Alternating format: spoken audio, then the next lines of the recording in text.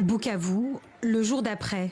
Des scènes de pillage sont observées ce samedi, quelques heures après l'entrée des combattants du M23 dans la ville. Au loin, le hangar du Programme alimentaire mondial est pris pour cible.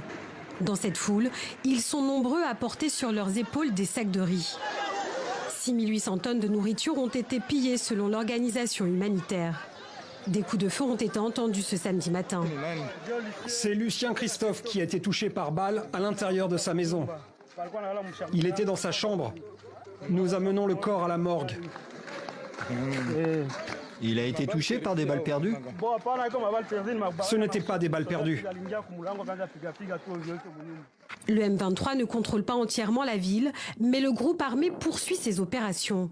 Ce vendredi, il s'est emparé de l'aéroport de la localité de Kavumu, situé à une trentaine de kilomètres de la capitale provinciale. Sa prise se serait faite sans résistance. Des images publiées sur les réseaux sociaux et localisées à Kavumu laissent toutefois entendre des coups de feu. La prise de Bukavu donnerait au M23 le contrôle du lac Kivu. Le secrétaire général de l'ONU condamne les exactions.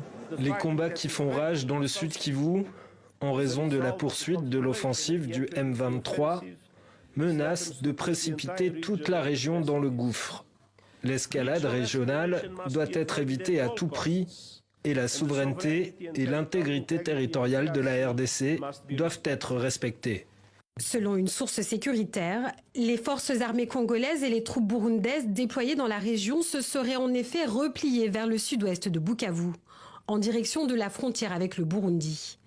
En déplacement à Munich, le président congolais Félix Tshisekedi a une nouvelle fois dénoncé le soutien du Rwanda au M23, ainsi que l'inaction de la communauté internationale.